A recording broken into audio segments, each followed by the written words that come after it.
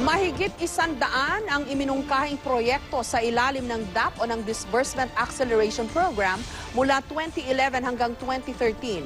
Sa pagsusuri ng GMA News Research sa listahan ng Department of Budget and Management, sa 60 mga ahensya, ang DPWH o Department of Public Works and Highways ang may pinakamaraming napondohang proyekto mula sa DAP na nagkakahalaga ng 16.1 billion pesos.